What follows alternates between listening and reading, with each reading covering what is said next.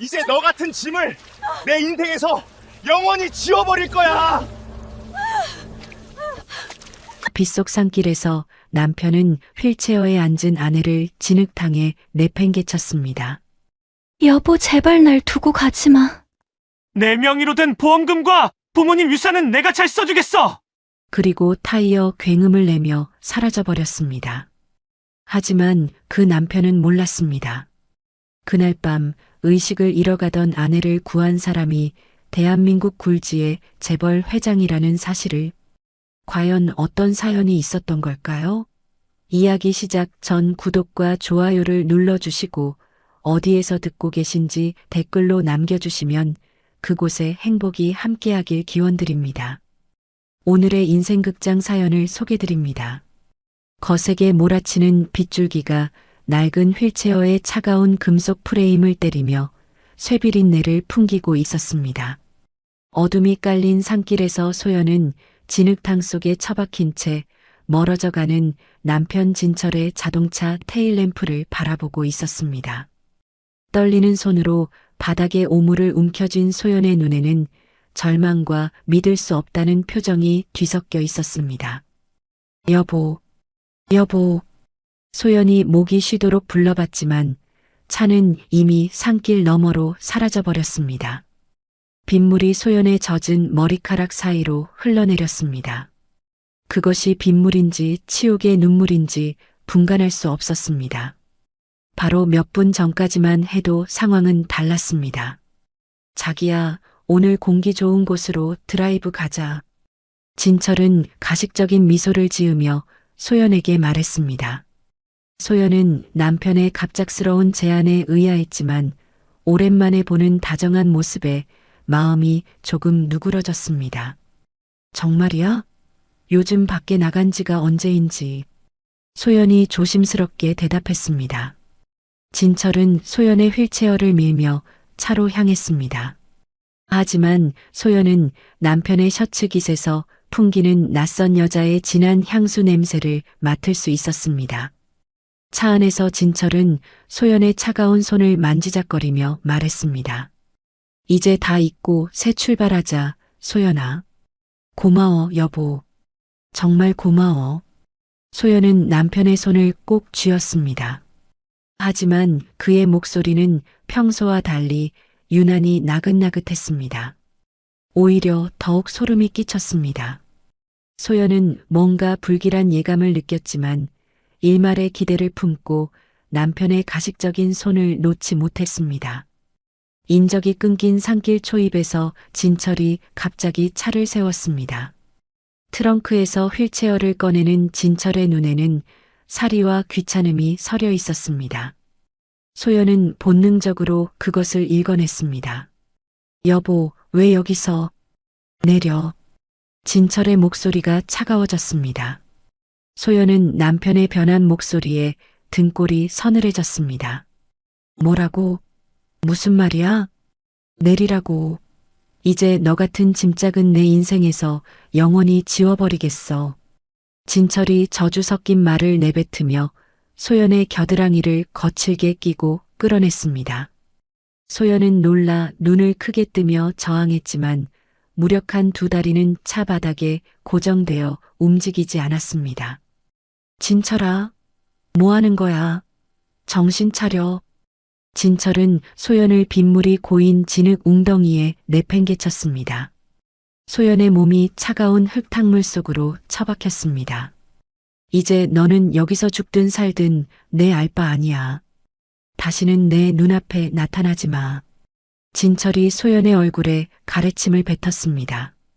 소연은 믿을 수 없다는 듯 남편을 올려다봤습니다. 당신이 어떻게 이럴 수 있어? 내가 뭘 잘못했다고? 잘못했다고? 내가 존재하는 것 자체가 잘못이야. 다리 병신이 되어서 내 인생을 망쳐놓고. 진철이 소연의 가방과 약봉지들을 수풀 속으로 던져버렸습니다. 소연의 시선이 바닥에 흩뿌려진 자신의 당뇨약들과 구겨진 장애인 등록증으로 떨어졌습니다. 빗방울이 그 위로 떨어지며 파동을 만들었습니다. 소연의 초점이 흐릿해졌습니다. 내 명의로 된 보험금과 부모님 유산은 내가 잘 써주겠어. 진철이 마지막 조롱을 남겼습니다. 그는 서둘러 운전석에 올라타고 창문을 내렸습니다. 여보, 제발, 날 두고 가지 마. 소연이 간신히 목소리를 짜냈습니다. 하지만 진철은 타이어 굉음을 내며 빗길 속으로 비겁하게 사라져버렸습니다. 홀로 남겨진 소연은 휠체어 바퀴가 지늘게 박혀 헛도는 것을 보며 필사적으로 팔의 근육을 쥐어짰습니다. 하지만 비탈진 경사로에서 휠체어가 중심을 잃고 뒤집어졌습니다. 소연의 온몸이 차가운 흙탕물 속으로 처박혔습니다. 산등성이를 타고 내려오는 서늘한 바람이 소연의 얇은 환자복을 파고들었습니다. 전신이 사시나무 떨듯 떨렸습니다. 소연은 감각이 사라진 자신의 두 다리를 원망하며 손톱이 깨지도록 젖은 흙바닥을 긁어냈습니다. 뺨에 닿는 썩은 나뭇잎의 감촉과 입안으로 들어오는 비린 흙탕물에 소연은 헛구역질을 했습니다. 팔꿈치로 바닥을 기며 몸을 일으켜 세우려 했지만 역부족이었습니다. 멀리서 들려오는 산짐승의 울음소리가 마치 자신의 장례식을 알리는 조종처럼 들렸습니다. 소연은 공포에 질린 채 온몸을 웅크렸습니다. 도와주세요. 누가 좀 도와주세요. 소연이 간신히 목소리를 짜냈지만 메아리만 돌아올 뿐이었습니다. 손톱이 깨지도록 젖은 흙바닥을 긁어내며 짐승 같은 울음을 삼켰습니다. 바로 그 순간이었습니다. 칠흑 같은 어둠을 찢으며 거대한 대형 세단들의 강렬한 전조등 불빛이 나타났습니다. 소연의 충혈된 눈동자를 직격하며 주변을 대낮처럼 밝혔습니다. 기익! 차들이 급정거하는 소리가 산속에 울려 퍼졌습니다. 검은 차체들 주위로 숨막히는 정적이 감돌았습니다. 차 문이 열리자 최고급 수트를 입은 노신사가 빗속으로 뛰어들어왔습니다. 강 회장이었습니다. 그는 진흙바닥에 무릎을 꿇으며 소연의 오물 묻은 손을 움켜잡았습니다. 미안합니다. 미안합니다. 강 회장이 미안하다는 말조차 잊지 못한 채 오열했습니다.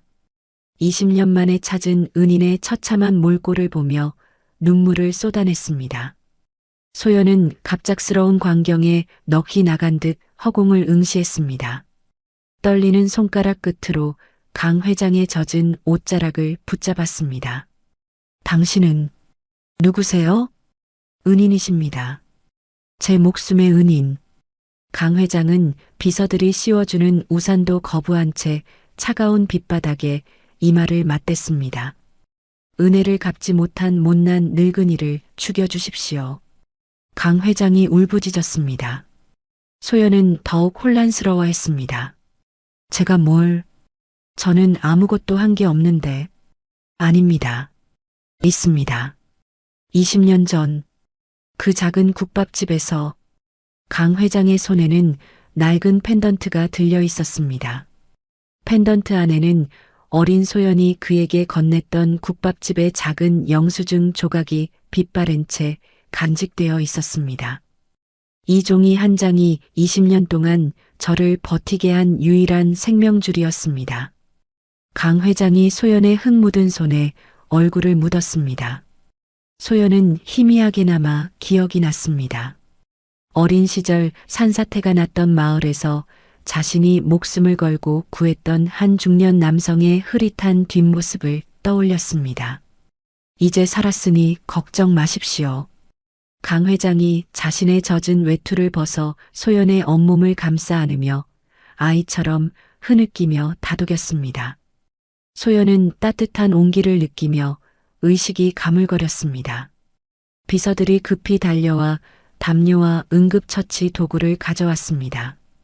당장 대한민국 최고의 의료진을 대기시켜. 강 회장이 비서들에게 고함을 쳤습니다. 세단 뒷좌석에 조심스럽게 눕혀진 소연은 따뜻한 시트의 온기를 느꼈습니다. 의식이 가물거리는 와중에도 강 회장의 눈에 서린 강렬한 분노와 슬픔이 자신을 향한 것이 아님을 직감했습니다. 남편 진철을 향한 심판의 칼날이 될 것임을 알 수 있었습니다.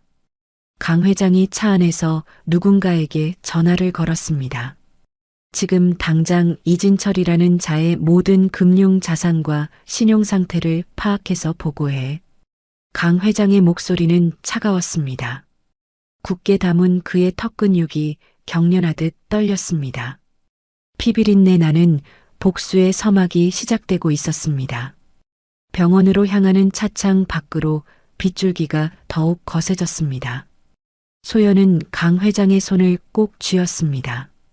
창백한 입술 끝에서는 남편과 시어머니가 자신에게 했던 잔인한 말들이 환청처럼 들려왔습니다. 눈밑이 경련을 일으켰습니다.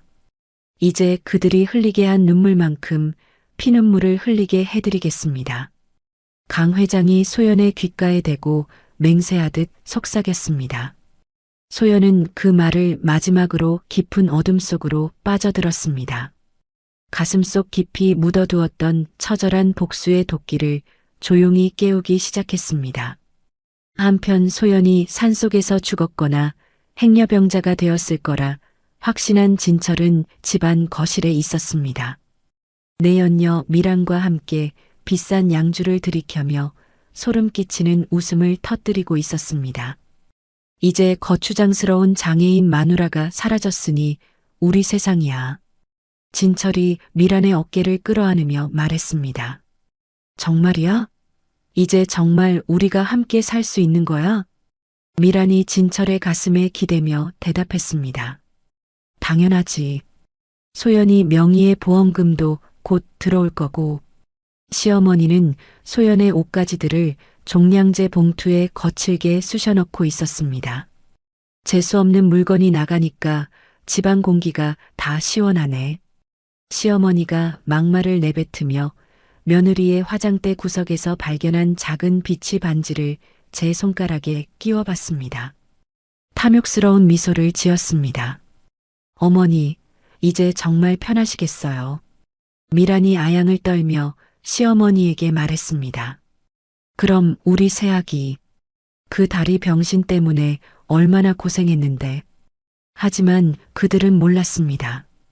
이 순간에도 소연을 구한 강 회장의 차가 병원을 향해 달리고 있다는 것을, 그리고 곧 그들에게 상상도 못한 지옥이 시작될 것이라는 사실을 말입니다. 빗소리가 점점 더 거세지는 가운데 운명의 수레바퀴가 돌기 시작했습니다. 하얀 병원 천장의 무거운 정적을 깨고 소연이 의식을 되찾았습니다. 자신의 가냘픈 손목에 꽂힌 수액 바늘과 방안을 가득 채운 고가 화초들의 진한 향기가 느껴졌습니다. 창밖으로 보이는 도시의 풍경이 마치 다른 세상처럼 낯설게만 느껴졌습니다. 깨어나셨군요. 강 회장이 침대 머리맡에서 말했습니다. 밤을 지새운 듯 충혈된 눈으로 소연의 손을 정성스럽게 닦아주고 있었습니다. 여기가 어디죠? 소연이 간신히 목소리를 짜냈습니다. 병원입니다. 이제 안전합니다. 강 회장의 목소리가 떨렸습니다. 은인이 사람만 준다면 제 전 재산을 다 바쳐서라도 예전의 웃음을 되찾아드리겠습니다. 강 회장이 같은 말을 수십 번이나 반복했습니다. 저는 정말 아무것도 기억이 괜찮습니다. 천천히 기억하시면 됩니다. 그 시각 진철은 집안 거실에서 내연녀 미란과 함께 더욱 대담해져 있었습니다. 자기야, 이제 정말 자유야. 미란이 진철의 목에 팔을 감으며 말했습니다. 그럼 이제 우리가 주인이지. 진철이 소연의 화장대에서 가져온 목걸이를 미란의 목에 걸어주며 말했습니다. 이거 예쁘네. 소연이가 아끼던 거지? 이제 내 거야. 마음껏 써. 시어머니는 거실에서 며느리의 하반신 마비를 집안의 재앙이라며 혀를 찼습니다. 요양원 비용도 아까우니 어디 인적 드문 곳에 버리길 잘했어. 시어머니가 소연의 휠체어를 발로 툭툭 걷어차며 모욕했습니다. 어머니가 현명한 결정을 내리셨죠. 미란이 시어머니의 비위를 맞추며 말했습니다. 그럼 우리 새아기, 이제 진짜 우리 가족이야. 한편 병원에서 소연은 강 회장이 비서를 통해 가져온 서류들을 받고 있었습니다. 진철의 외도 증거 사진들과 재산 은닉 명세서였습니다. 떨리는 손으로 서류를 넘겨받은 소연의 얼굴이 창백해졌습니다. 사진 속에서 자신이 사준 넥타이를 메고 내연녀와 입을 맞추는 진철의 비열한 모습을 보았습니다. 소연이 입술을 터지도록 안쪽 살을 깨물었습니다. 이런 일이 더 있습니다. 강 회장이 소연의 눈에 서린 서늘한 도끼를 확인하고 말했습니다. 이제부터는 은혜를 갚는 방식이 바뀔 것입니다. 강 회장이 선언하며 비서에게 의문의 검은 가죽 가방을 가져오게 했습니다.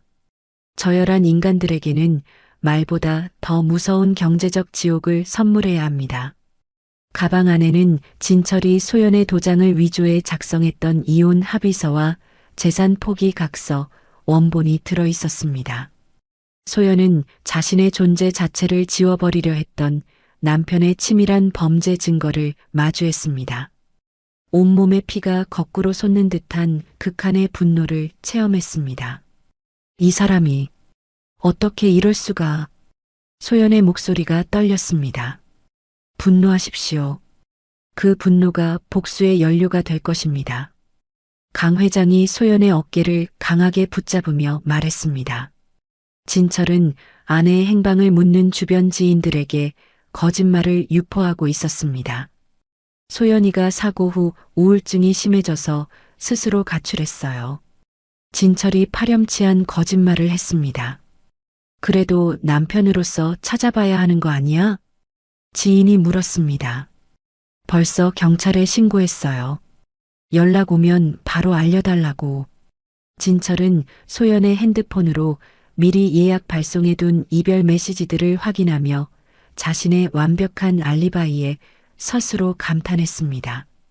시어머니는 동네 노인정에서 며느리를 헐뜯고 있었습니다. 우리 며느리가 젊은 놈과 바람이 나서 야반도주를 했어요. 아이고, 그럼 진철이가 얼마나 속상해하겠어. 내 아들이 장애인 마누라를 지극정성으로 돌봤는데 배신을 당한 거지. 시어머니가 가식적인 눈물로 동정표를 샀습니다.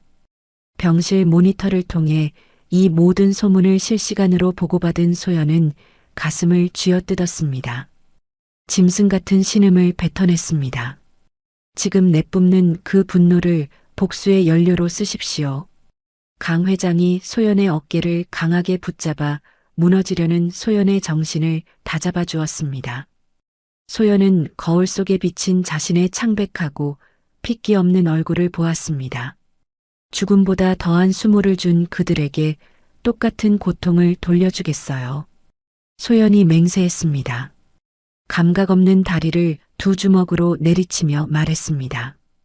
반드시 내 발로 걸어나가 저들을 심판하겠습니다. 강 회장은 소연을 위해 대한민국에서 가장 저명한 재활 전문의들과 심리치료사들을 소집했습니다.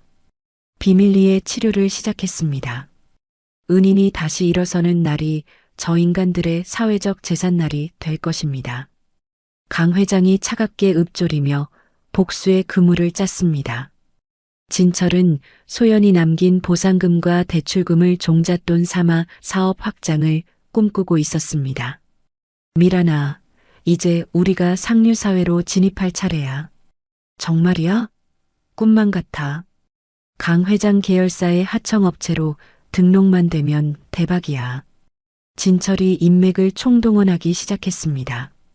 이번 계약만 성사되면 상류사회로 진입할 수 있다는 헛된 망상에 빠져 전 재산을 무리하게 끌어모으기 시작했습니다. 내연녀 미라는 벌써부터 재벌 사모님이라도 된 양 백화점을 돌며 고가의 명품 가방을 긁어댔습니다. 자기야, 이것도 사줘. 그럼 마음껏 써. 곧 더 큰 돈이 들어올 거야.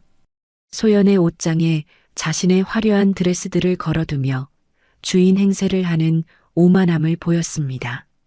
시어머니는 그런 미란을 보며 새아기라 부르며 아양을 떨었습니다. 병원에서 소연은 매일 뼈가 깎이는 듯한 재활 통증을 견디며 한계에 도전했습니다. 보조기구의 의지에 단 1초라도 더 서 있기 위해 온몸에 땀을 비 오듯 흘렸습니다. 벽에 붙여놓은 진철과 미란의 다정한 사진을 노려보며 정신력 하나로 지옥 같은 훈련을 버텼습니다. 조금만 더, 조금만 더. 소연이 이를 악물며 중얼거렸습니다. 강 회장은 소연의 복수를 돕기 위해 진철의 사업 파트너로 자신의 최측근을 위장 투입했습니다. 진철이 욕망에 눈이 멀어 앞뒤 가리지 않고 불법 대출과 고리사채에까지 손을 대게 만드는 치밀한 함정을 파놓았습니다. 김 과장, 대기업과 계약하려면 로비 자금이 필요합니다. 가짜 파트너가 진철에게 말했습니다. 얼마나 필요한데요? 최소 5억은 있어야 합니다. 진철은 소연의 명의로 되어 있던 시골 부모님의 과수원 부지까지 몰래 처분하여 돈을 마련했습니다. 이 결정이 자신의 목줄을 쬐는 밧줄이 될 줄은 꿈에도 모른 채 도장을 찍었습니다. 시어머니는 아들이 대기업과 계약을 앞두고 있다는 소식에 기세등등해졌습니다. 여보세요? 당신네 집딸이 바람나서 도망가는 바람에 우리 아들이 고생이 많아요. 시어머니가 소연의 친정 쪽 먼 친척들에게 전화를 걸어 입에 담지 못할 폭언을 쏟아냈습니다. 일방적으로 전화를 끊었습니다. 소연은 친정 식구들까지 모욕당했다는 소식을 들었습니다. 손을 부들부들 떨며 책상 위의 스탠드를 바닥으로 내동댕이 쳤습니다.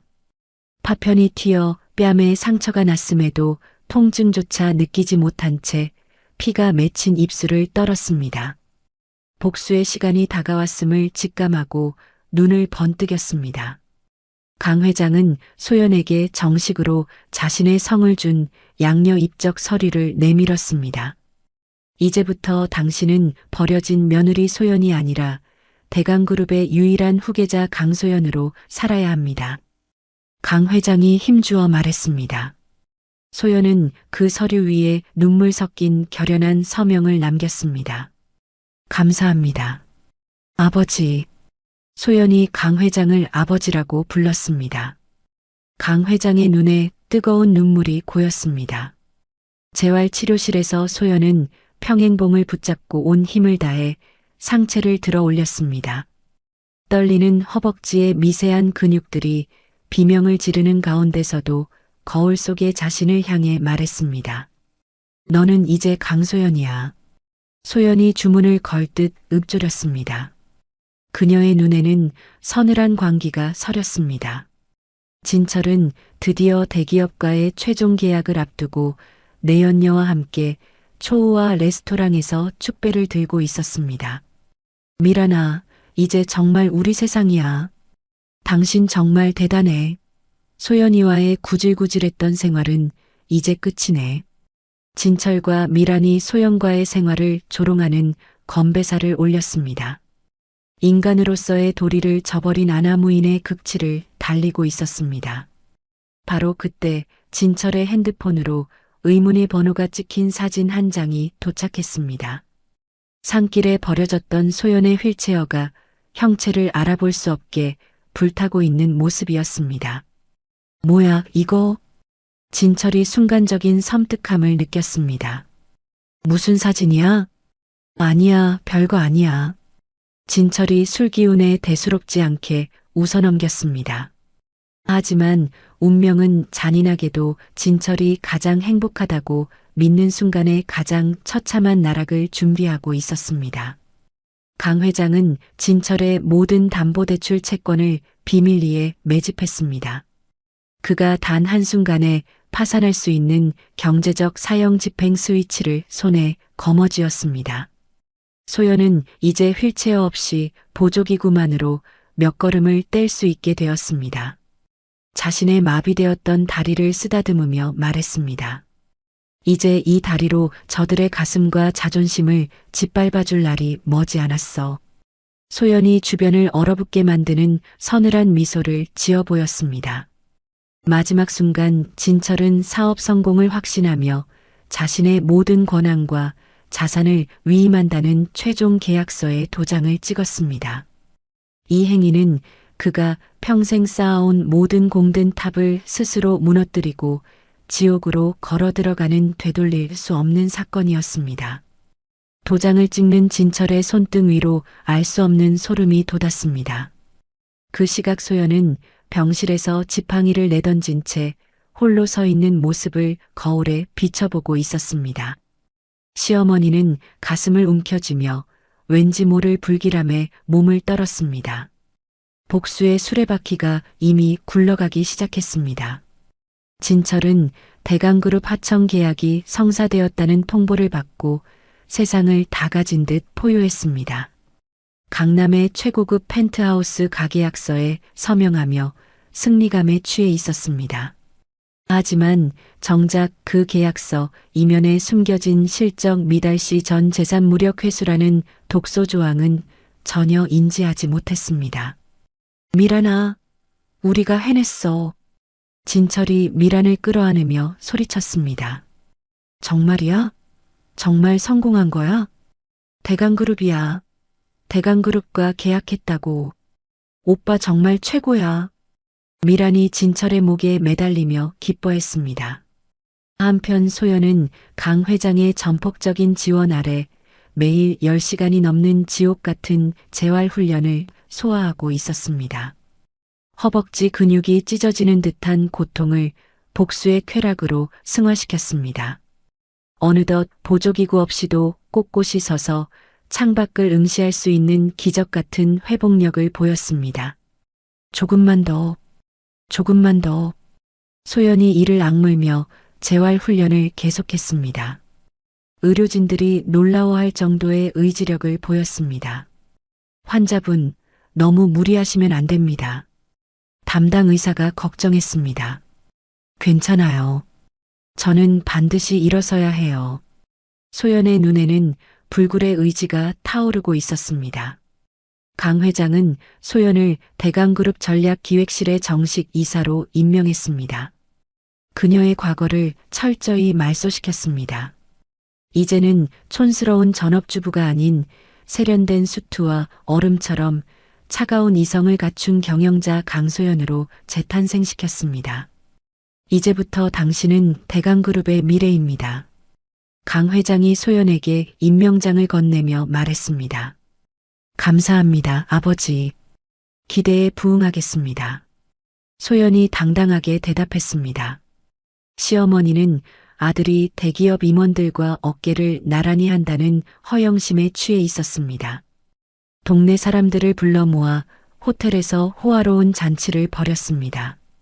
우리 아들이 대강그룹과 계약했어요. 시어머니가 자랑스럽게 말했습니다. 아이고, 대단하네요. 그럼요.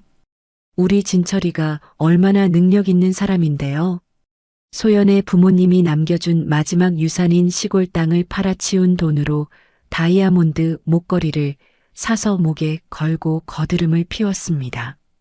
진철은 새로 뽑은 외제차를 몰고 내연녀 미란과 함께 쇼핑몰을 돌았습니다. 수천만 원어치의 명품을 긁어댔습니다. 자기야, 이것도 사줘. 당연하지. 마음껏 골라. 하지만 그가 사용하는 카드의 한도가 강 회장의 손가락 하나에 달려 있다는 사실은 꿈에도 모르고 있었습니다. 파멸의 구렁텅이로 향하는 가속 페달을 밟고 있었습니다. 소연은 첫 공식 행보로 진철의 회사를 불시에 방문하여 회계 감사를 실시하라고 지시했습니다. 강 이사님 지시입니다. 즉시 회계 감사를 실시하겠습니다. 감사팀장이 진철에게 말했습니다.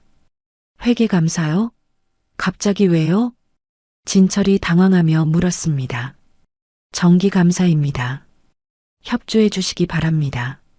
소연은 자신의 정체를 숨긴 채 짙은 선글라스와 스카프로 얼굴을 가리고 차 뒷좌석에 앉아 있었습니다.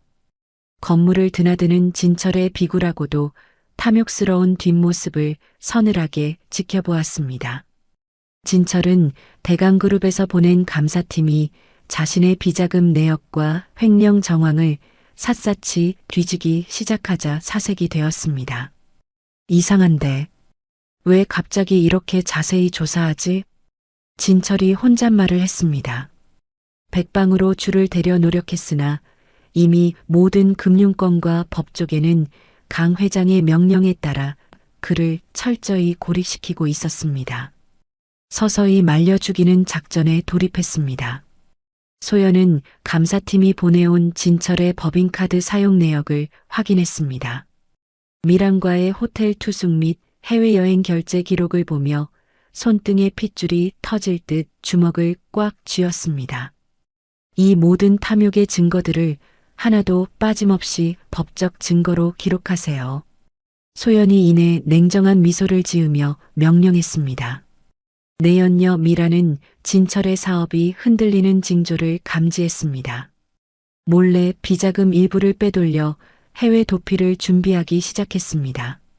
오빠, 요즘 일이 좀 이상하지 않아? 미란이 조심스럽게 물었습니다. 무슨 소리야? 대강그룹과 계약했는데 뭐가 이상해? 그래도 혹시나 해서 미란이 뒤로 물러서며 말을 흐렸습니다. 강 회장의 정보팀은 이 사실을 소연에게 보고했습니다. 진철이 가장 믿었던 사람에게 뒤통수를 맞을 순간을 설계했습니다. 시어머니는 갑자기 집으로 들이닥친 압류예고 통지서를 보고는 기절초풍했습니다. 이게 무슨 일이야? 왜 우리 집을 압류해? 시어머니가 진철에게 전화를 걸어 발악했습니다. 엄마, 진정하세요. 뭔가 착오가 있을 거예요. 하지만 이미 진철은 횡령 혐의로 검찰 조사를 받기 직전의 위기 상황에 몰려 있었습니다. 제 어머니의 비명 섞인 전화를 받을 여유조차 없는 아수라장에 빠져 있었습니다. 소연은 이제 지팡이 없이도 회의실의 긴 테이블 끝에 앉아 중역들을 진두지휘하는 카리스마를 내뿜었습니다. 이번 분기 실적은 어떻습니까? 소연이 임원들에게 물었습니다. 목표치를 상회했습니다. 이사님. 좋습니다. 다음 프로젝트 계획을 보고해 주세요. 소연의 서늘한 눈빛 한 번에 수십억의 자본이 움직였습니다. 과거 휠체어에 앉아 무시당하던 자신의 모습은 먼지처럼 털어내버렸습니다. 강 회장은 소연에게 진철을 직접 대면할 기회를 주겠다고 제안했습니다. 아직은 때가 아닙니다, 아버지. 소연이 거절했습니다. 사냥감이 스스로 제 살점을 뜯어먹으며 완전히 무너졌을 때 비로소 저의 얼굴을 보여주는 것이 가장 잔인한 복수입니다. 소연이 고개를 가로저으며 말했습니다. 진철은 자금줄이 막히자 사채업자들에게까지 손을 뻗쳤습니다. 그 사채업자의 배후 역시 강 회장임을 알 리 없었습니다. 이자가 좀 높긴 하지만 급한 대로 진철이 사채 계약서에 도장을 찍었습니다.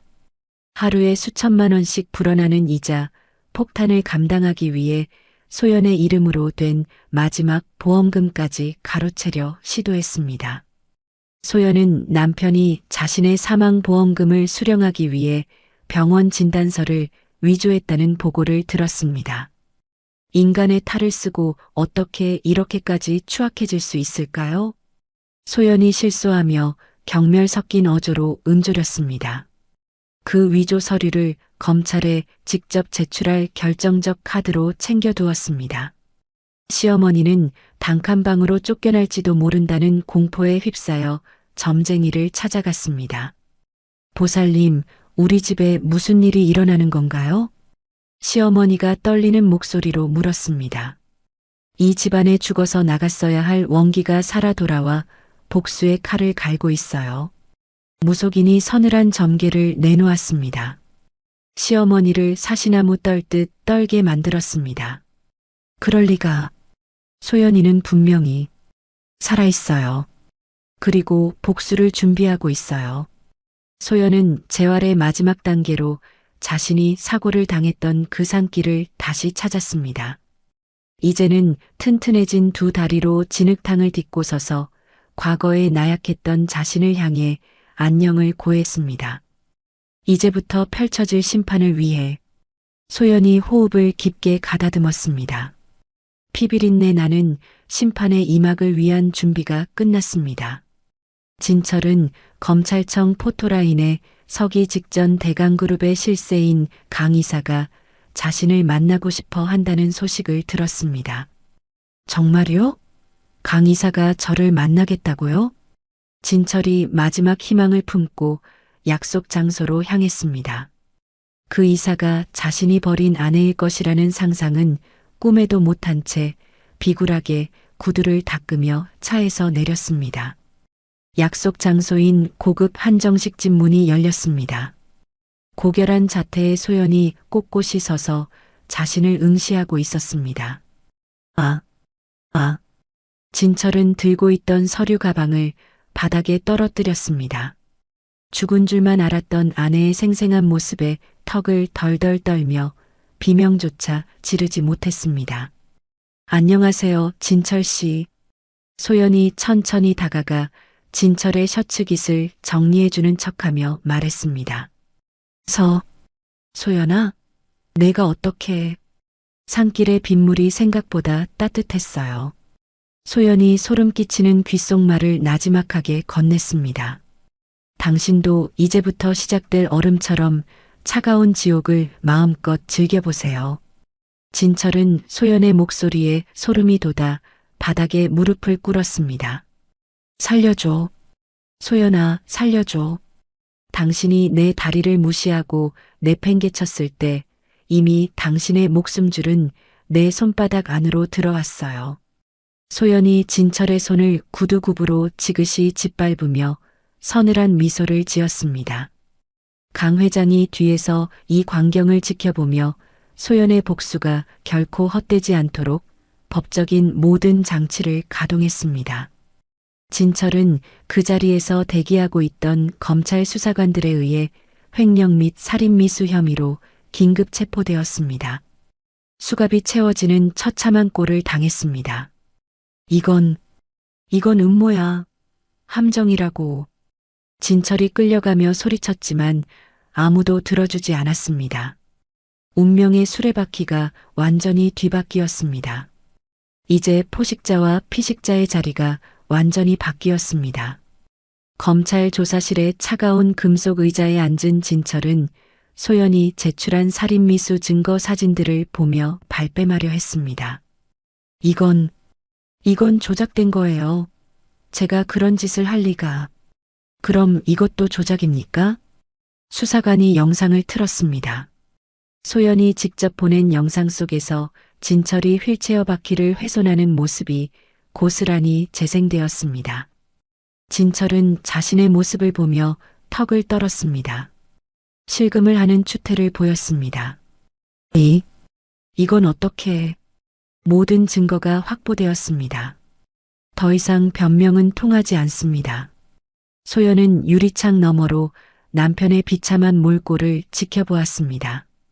과거 자신이 빗속에서 느꼈던 죽음의 공포가 이제야 주인에게 돌아갔음을 실감했습니다. 비서가 서류 더미를 건넸습니다. 진철의 어머니가 살고 있는 집의 명도, 소송 승소 판결문이 가장 위에 올려져 있었습니다. 이제 마지막 정리만 남았네요. 소연이 차분하게 말했습니다. 시어머니의 집에 법원에서 온 강제 집행 인력들이 몰려왔습니다. 집안의 가구들에 빨간 압류 딱지를 붙이기 시작했습니다. 이게 무슨 일이에요? 우리가 뭘 잘못했다고. 시어머니가 바닥을 뒹굴며 발악했습니다. 이 집의 실소유주인 강소연 이사의 명령입니다. 집행관이 냉정하게 말했습니다. 시어머니를 문 밖으로 끌어내어 길거리로 내몰았습니다. 강소연? 그게 누구야? 모르시겠다면 직접 확인해 보시죠.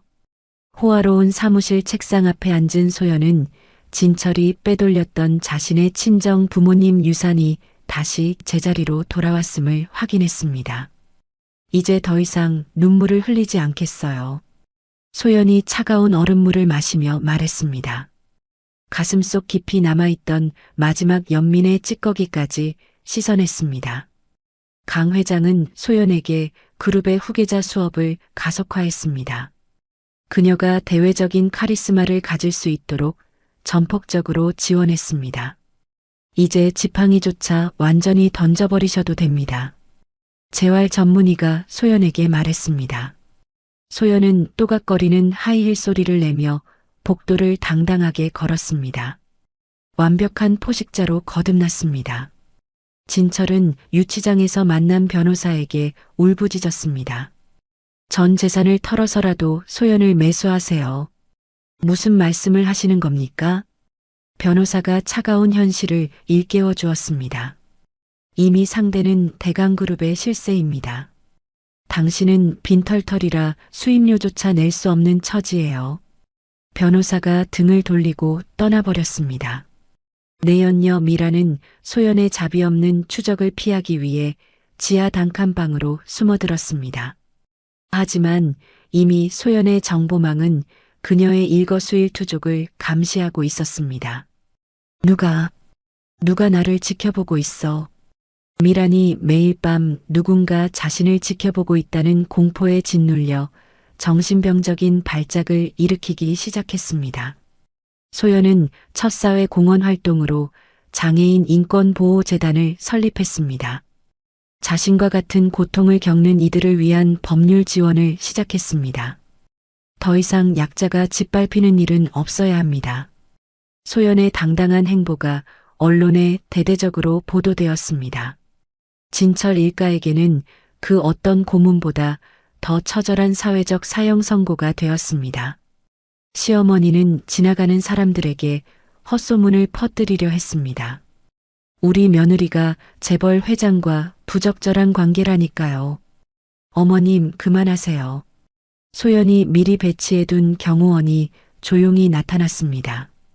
그녀가 과거에 저지른 상습 도박과 사기 혐의 자료를 내밀었습니다. 시어머니는 사색이 되어 입을 다물었습니다. 소연은 강 회장과 함께 오페라 공연장을 찾았습니다. 화려한 조명 아래서 우아한 자태를 뽐냈습니다. 그 광경을 신문으로 접한 진철은 자신이 유기했던 아내가 저토록 고결한 모습으로 빛나고 있다는 사실에 극심한 질투와 패배감을 느꼈습니다. 벽을 긁어댔습니다. 미친. 이게 말이 되는 소리야. 검찰은 진철의 범죄가 계획적이고 잔인하다는 판단하에 무기징역을 구형하기 위한 추가 수사에 착수했습니다. 소연은 진철이 사고 당일 미란과 나눈 대화를 수사팀에 전격 공개했습니다. 보험금 타면 바로 결혼하자.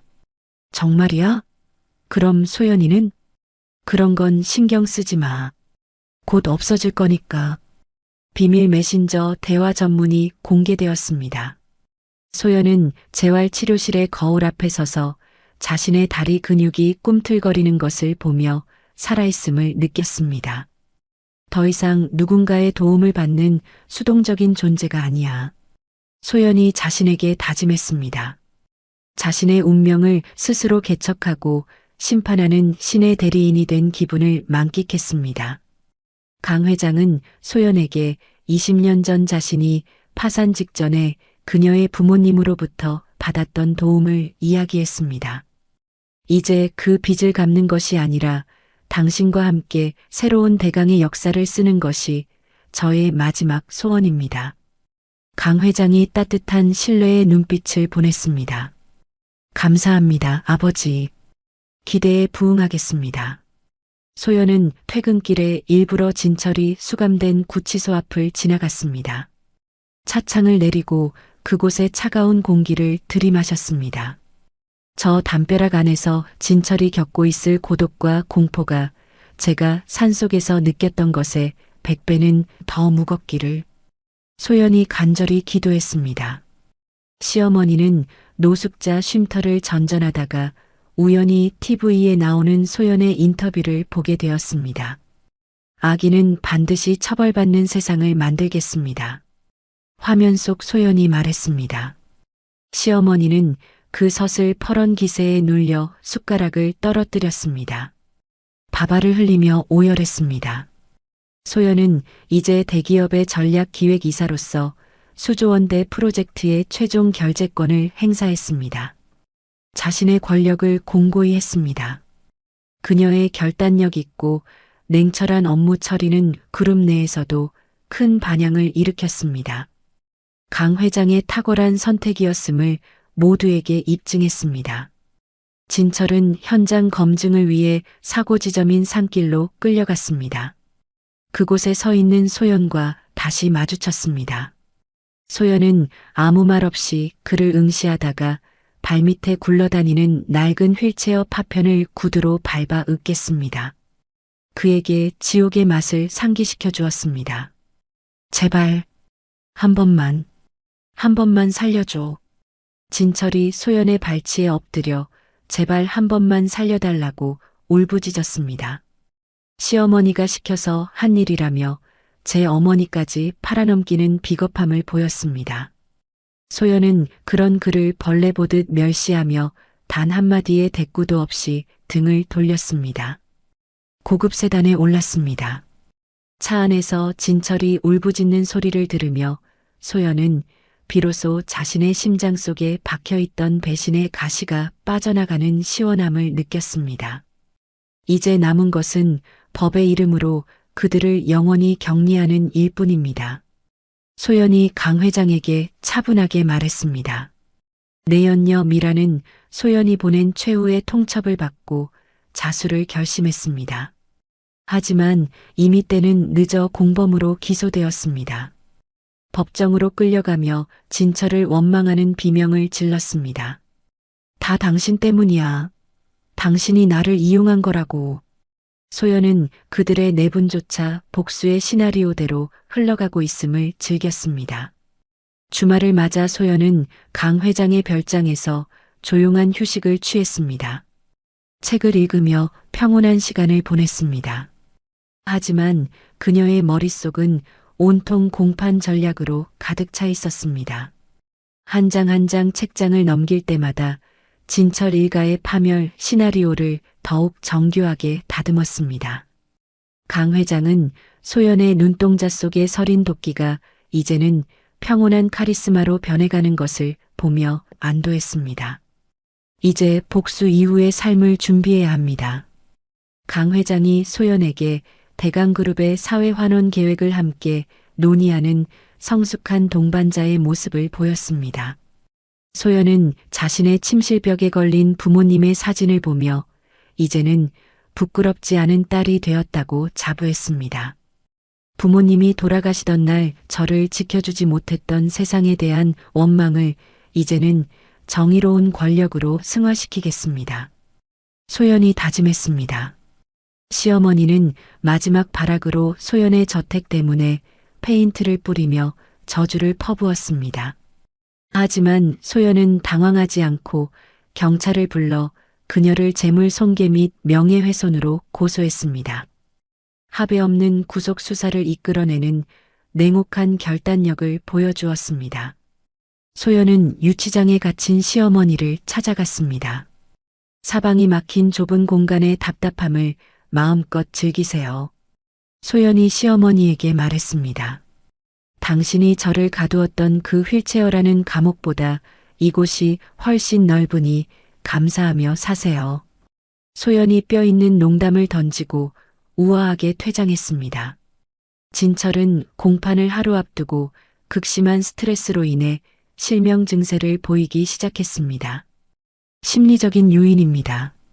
치료가 불가능합니다. 의사가 진단을 내렸습니다. 그가 법정에서 소연의 빛나는 모습을 보지도 못한 채 심판받게 될 것임을 예고했습니다. 소연은 공판 전날 밤 자신의 일기에 적었습니다. 복수는 끝이 아니라 나를 찾는 과정이었다. 펜을 내려놓은 소연의 손끝에는 더 이상 떨림이 없었습니다. 오직 정의를 집행하려는 집행관의 차분하고도 묵직한 힘만이 실려 있었습니다. 마지막으로 소연은 다음날 법정에 입고 나갈 검은색 실크 드레스를 정성스럽게 다듬었습니다. 거울에 비친 그녀의 모습은 더 이상 피해자가 아닌 승리자의 광채를 뿜어내고 있었습니다. 다음 장에서 펼쳐질 대승리를 강력하게 암시했습니다. 소연은 대강그룹의 전략기획실 집무실에서 창밖의 노을을 바라보고 있었습니다. 자신의 책상 위에 놓인 진철의 최종 공판 기일 통지서를 손가락으로 가볍게 튕겼습니다. 그가 지옥으로 떨어질 날이 단 일주일밖에 남지 않았음을 서늘하게 확인했습니다. 이사님, 내일 일정 확인 드리겠습니다. 비서가 들어와 말했습니다. 네, 알겠습니다. 그런데 진철 씨 관련 서류는 모두 준비되었나요? 네, 모든 증거 자료가 완벽하게 정리되었습니다. 강 회장이 소연을 위해 특별히 제작한 고결한 진주 목걸이를 건넸습니다. 이제 그늘진 과거는 털어내고 대강의 여주인으로서 품격을 갖추십시오. 강 회장이 격려했습니다. 소연은 거울에 비친 자신의 화려한 모습을 보았습니다. 휠체어에 앉아 울먹이던 낯선 여자의 그림자를 완전히 지워버렸습니다. 감사합니다, 아버지. 기대에 어긋나지 않겠습니다. 시어머니는 구치소 면회실에서 만난 아들이 실명 위기에 처했다는 소식을 들었습니다.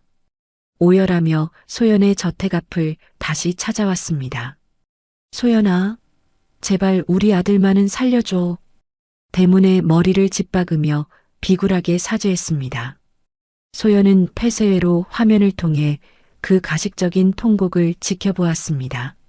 무미건조한 눈빛으로 비서에게 지시했습니다. 정원을 손질하라고 하세요. 잡초가 너무 많이 자랐네요. 알겠습니다, 이사님. 소연은 매일 아침 재단으로 출근하여 자신과 같은 하반신 마비 환우들을 위한 특수 재활센터 건립 현장을 진두지휘했습니다.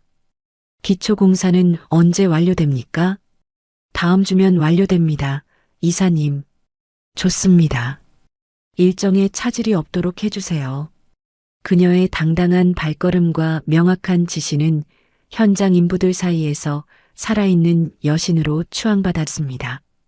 그녀의 사회적 명망을 하늘 높이 끌어올렸습니다. 진철은 감옥 안에서 소연이 보낸 전문 의료진에게 정밀 진단을 받았습니다. 환자의 눈은 물리적으로는 멀쩡합니다. 의사가 설명했습니다. 그럼 왜 보이지 않는 거죠? 정신적 충격으로 인해 뇌가 시각 정보를 거부하고 있습니다. 절망적인 결론이었습니다. 진철은 암흑 속에서 소연의 환청을 들으며 매일 밤 비명을 질렸습니다. 소연아, 미안해. 미안해.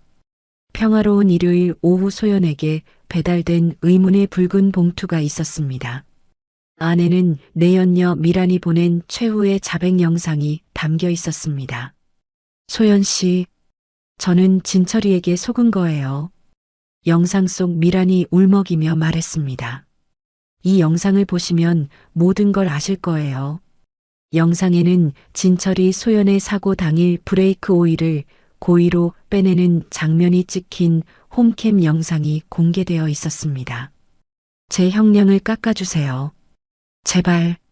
소연은 영상 속에서 남편이 콧노래를 부르며 자신의 목숨을 앗아갈 흉계를 꾸미는 장면을 목격했습니다. 온몸에 피가 얼어붙는 듯한 소름을 느꼈습니다. 쥐고 있던 찻잔을 바닥으로 내던져 산산조각을 냈습니다. 인간이라는 짐승의 끝없는 악마성. 소연이 치를 떨며 중얼거렸습니다. 폭풍 전야의 정적을 깨고 강 회장이 보안팀을 소집했습니다. 미란이 보낸 영상의 원본 서버를 즉시 확보하십시오. 강 회장이 명령했습니다. 이제 이것으로 살인미수 혐의가 완벽히 입증되었습니다. 강 회장이 소연의 어깨를 감싸 쥐며 단언했습니다. 저들은 결코 감옥 밖으로 살아서 나오지 못할 것입니다. 소연은 재활치료실에서 지팡이 없이 홀로 서서 창밖을 내다보았습니다. 자신을 죽이려 했던 남편의 잔인함을 다시금 되새겼습니다. 그녀의 눈동자에는 슬픔 대신 타오르는 복수의 불꽃이 서려 있었습니다. 이제는 그 어떤 동정심도 끼어들 틈이 없는 냉혹한 심판자의 기운이 감돌았습니다. 진철은 구치소 내에서 다른 수감자들에게 소연의 남편이었다는 사실이 알려졌습니다. 야, 너 그 장애인 안 해버린 놈이지? 짐승만도 못한 놈이 여기 있네. 모진 구타와 따돌림을 당했습니다. 그는 어두운 바닥에 엎드려 소연이 차려주던 따뜻한 밥상을 그리워했습니다. 자신의 어리석은 탐욕이 불러온 비참한 대가를 뼈저리게 통감했습니다. 소연아, 내가 미쳤었어. 정말 미쳤었어. 시어머니는 아들의 변호사 비용을 대기 위해 시장통에서 좌판을 깔고 나물 장사를 시작했습니다. 나물 사세요. 싱싱한 나물. 하지만 소연의 복수를 응원하는 상인들의 방해로 자리조차 잡지 못했습니다. 저기 그 할머니, 며느리 학대한 사람 아니야? 맞아. TV에 나왔던데? 썩 꺼져. 여기서 장사하지 마. 시어머니는 바닥에 떨어진 쉰 나무를 씹으며 며느리를 향해 저주를 퍼붓다 지나가는 개에게조차 무시당하는 처지가 되었습니다. 강 회장은 소연의 공판 당일 입을 검은 실크 드레스와 순백의 코트를 직접 골라주었습니다. 당신은 이제 더 이상 누군가의 희생자가 아니라 세상을 바꾸는 정의의 상징입니다. 강 회장이 소연의 손등에 따뜻한 축복의 입맞춤을 건넸습니다. 고맙습니다, 아버지. 꼭 승리하겠습니다. 소연은 밤늦게까지 서재에서 진철의 범죄 일람표를 검토했습니다. 단 하나의 구멍도 허용하지 않겠다는 철저함을 보였습니다. 그녀의 곁에 놓인 부모님의 영정사진 속 미소는 마치 소연의 복수가 올바른 길임을 증명해주는 듯 고요하고 자애로운 빛을 뿜어내고 있었습니다. 바로 그 시각 미라는 자신이 은닉했던 비자금이 강 회장의 추적으로 인해 모두 국세청에 압류되었다는 소식을 들었습니다. 절망하여 유치장 안에서 자해를 시도했습니다. 죽어서도 갚아야 할 빚이 남는 법입니다. 소연이 그 소식을 듣고도 눈 하나 깜짝이지 않은 채 차갑게 냉소했습니다. 소연은 비서에게 명하여 진철이 수감된 방의 벽면을 특별히 꾸미라고 지시했습니다. 소연 이사님이 사고 당시 버려졌던 산길의 풍경 벽지로 도배하라는 지시입니다. 빗소리도 녹음해서 스피커로 틀어주세요. 진철은 눈이 보이지 않음에도 그 숲의 냄새와 빗소리 때문에 환상 통증에 시달렸습니다. 매 순간을 생지옥 속에서 보냈습니다. 공판을 하루 앞두고 소연은 자신의 마비되었던 다리를 손으로 쓸어내렸습니다.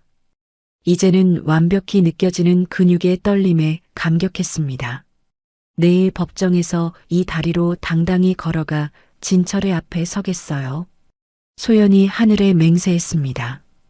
그가 가졌던 모든 알량한 자존심을 짓밟아 버리겠다고 다짐했습니다. 강 회장은 소연에게 대강그룹의 정직한 수익금으로 조성된 1,000억 원 규모의 복지재단 설립 서류를 건넸습니다. 복수의 끝은 파괴가 아니라 상처 입은 이들을 치유하는 재건이 되어야 합니다. 소연이 그 서류에 자신의 이름을 적어 넣으며 깨달았습니다. 시어머니는 마지막 발악으로 소연의 저택 때문에 인분을 뿌리려다 미리 대기 중이던 경비원들에게 붙잡혔습니다. 현행범으로 체포되었습니다. 당신의 무식함이 아들을 죽였습니다. 소연이 경찰차에 실려가는 시어머니를 보며 무표정하게 창문을 닫았습니다. 비서를 통해 짧은 일침을 전달했습니다. 진철은 검찰청으로 압송되는 도중 기자들의 질문 세례를 받았습니다. 아내가 나를 함정에 빠뜨린 것이에요. 왜 아내를 버렸습니까? 제가 뭘 잘못했다고요? 이미 대중의 시선은 그를 인간의 탈을 쓴 악마로 규정하고 있었습니다. 그가 내뱉는 모든 말은 공허한 메아리가 되어 그의 파멸을 더욱 가속화할 뿐이었습니다. 소연은 공판 전날 밤 강 회장과 조촐한 저녁 식사를 했습니다. 20년 전 그 국밥집을 기억하십니까? 물론입니다. 그때 그 소녀의 눈빛이 지금 당신의 눈에 담겨 있어요. 강 회장이 소연의 술잔에 향긋한 와인을 가득 채워주었습니다. 이제는 세상이 당신에게 빚을 갚을 차례입니다. 소연은 잠자리에 들기 전 자신의 침실벽에 걸린 대형 거울을 향해 당당히 섰습니다. 승리의 포즈를 취해 보았습니다. 그녀의 매끄러운 다리 라인은 더 이상 휠체어에 갇혀있던 약함이 아니었습니다. 세상을 호령할 강인한 여전사의 기백을 유감없이 뿜어내고 있었습니다. 다음 날 아침 소연은 강 회장이 준비해준 최고급 세단에 올라 법원으로 향했습니다. 그녀를 취재하기 위해 몰려든 기자들의 카메라 셔터 소리는 마치 그녀의 승리를 축하하는 폭죽처럼 들렸습니다. 소연은 선글라스 너머로 비치는 세상을 향해 여유로운 미소를 지어 보였습니다. 법원 복도에서 소연은 자신을 향해 달려드는 시어머니의 멱살 잡기를 우아한 몸동작으로 피했습니다. 그녀를 경호팀에게 넘겼습니다. 단 한 줄의 대꾸도 없이 오직 구두 굽소리만을 복도 가득 울리며 법정문을 향해 거침없이 전진하는 위엄을 보였습니다. 법정의 문이 열리고 소연이 입장하자 방청석에서는 나지막한 탄성이 터져 나왔습니다. 피고인석에 앉아 실명 상태로 허공을 더듬던 진철은 소연의 구두 굽소리만 듣고도 몸을 사시나무 떨듯 떨었습니다. 아내가 자신의 목을 조르러 왔다는 망상에 사로잡혀 소리를 질렀습니다. 소연아, 제발 살려줘. 소연은 증언대에 서서 판사를 향해 사고 당일의 모든 증거를 제출했습니다. 남편이 건넸던 음료수의 성분 분석표와 브레이크 조작 영상이 담긴 USB를 제출했습니다. 자신이 버려졌던 그 빗속의 고통을 한자 한자 정제된 분노로 서술했습니다. 소연의 증언이 법정 안의 모든 이들을 눈물 짓게 만들었습니다. 진철의 변호인이 소연의 약물 환각 가능성을 제기하며 반격을 시도했습니다. 증인의 증언에 신빙성이 있습니까? 하지만 소연은 눈 하나 깜짝하지 않고 당시 자신의 주치의였던 강 회장의 의료팀을 증인으로 불렀습니다. 변호인의 논리를 박살냈습니다. 오히려 변호인이 진철에게 받은 뒷돈 내역을 공개하며 장례를 아수라장으로 만들었습니다. 마지막 순간이 다가왔습니다. 소연이 지팡이를 바닥으로 던져버리고 자신의 두 발로 진철의 피고인석 바로 앞까지 걸어갔습니다. 멈춰섰습니다. 보이지 않는 남편의 눈동자를 뚫어지게 응시하며 나지막이 선포했습니다. 이제 당신이 갈 곳은 제가 버려졌던 그 산길보다 더 어둡고 추운 곳입니다. 소연이 승리를 확신하며 뒤를 돌아 법정을 나가는 당당한 뒷모습을 보였습니다. 뒤늦게 시력이 회복되어 소연의 눈부신 뒷모습을 처음이자 마지막으로 보게 된 진철이 바닥에 머리를 찌으며 통곡하는 절규가 법정에 울려 퍼졌습니다. 폭발적인 긴장감 속에 하루가 마무리되었습니다. 법정에서의 압도적인 승리 후 소연은 대강그룹의 여주인으로서 탄탄대로를 걷는 듯 보였습니다. 하지만 패배를 인정하지 못한 진철이 구치소 안에서 마지막 발악을 준비하고 있었습니다. 자신의 마지막 혈육인 조카 이민수를 사주해 소연을 도덕적 궁지로 몰아넣는 비열한 반격을 시작했습니다. 민수야, 삼촌 말 잘 들어야 한다. 진철이 면회실에서 조카에게 간절하게 말했습니다. 삼촌, 무슨 일이에요? 소연이 그년이 사실은 자기 부모님을 죽음으로 몰아넣은 거야. 그게 무슨 말이에요? 20년 전 교통사고 기록을 조작해서 언론사에 제보해 소연이가 재산을 노리고 부모님을 죽음으로 몰아넣었다고 말이야.